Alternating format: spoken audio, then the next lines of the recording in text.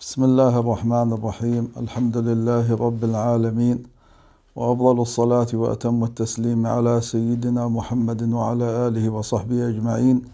اللهم علمنا ما ينفعنا وانفعنا بما علمتنا وزدنا علما يا رب العالمين.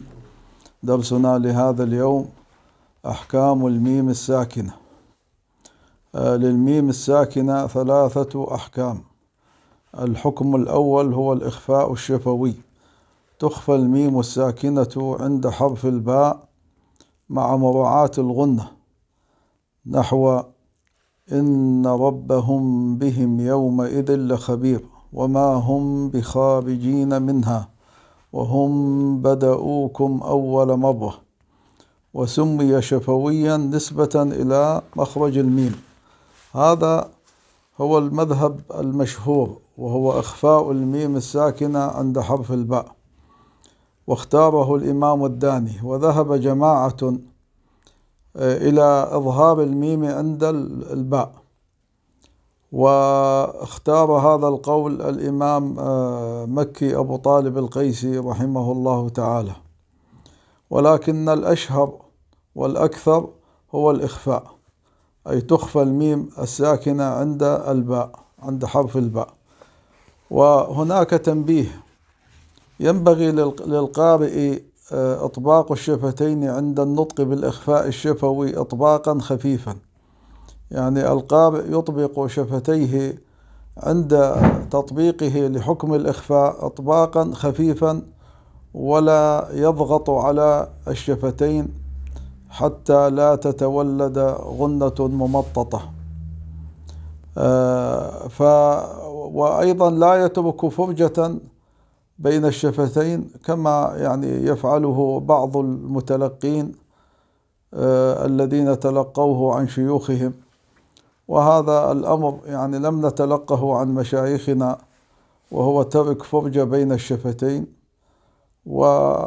يوقع في الحرج، لأنك أنت إن تركت الشفتين مفتوحتين فلا يعلم المخفي هل هو ميم أم نون، لا يعلم هذا الشيء. فالأولى هو إطباق الميم من غير ضغط، أي من غير كز على الشفتين، لإجماعهم على إخفاء الميم المقلوبة على النون في حكم الإقلاب. هذا ما يتعلق بالإخفاء الشفوي. ويطبق الإخفاء هكذا: إن ربهم بهم يومئذ لخبير وهم بدؤوكم أول مرة. ولا نقرأ مثلا وهم بدؤوكم، ولا نقرأ وهم بضغط على الشفتين، لا، إطباقا خفيفا حتى يتحقق هذا الحكم. الثاني هو الإدغام الشفوي. إذا تدغم الميم الساكنة في الميم المتحركة، ويسمى إدغاما شفويا، وسمي شفويا لصدوره من الشفتين لكون مخرج الميم شفويا.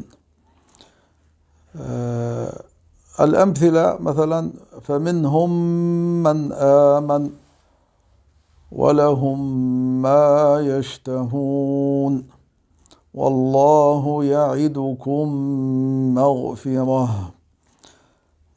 وهكذا. هذا هو الإدغام الشفوي. والحكم الثالث هو الإظهار الشفوي. تظهر الميم الساكنة أو تظهر الميم الساكنة عند ملاقاتها بقية الحروف غير الباء والميم، ويعتنى بإظهارها عند الفاء والواو لسبق اللسان إلى الإخفاء، نحو ألم ترى يمشي وهم فيها عليهم ولدان. فبسبب يعتنى بإظهار الميم عند الفاء والواو بسبب قرب المخرج بين الميم الساكنة وبين حرفي الفاء والواو، فيسبق اللسان إلى الإخفاء. فنقول مثلا وهم فيها، ولا نقول وهم فيها، نقول مثلا عليهم ولدان، ولا نقول عليهم ولدان، فيعتنى بإظهار الميم عند ملاقاتها الواو والفاء بأكثر من بقية الحروف. هذا ما ورد في هذا الموضوع، موضوع حكم الميم الساكنة. وصلى الله وسلم وبارك على سيدنا محمد وعلى آله وصحبه وسلم.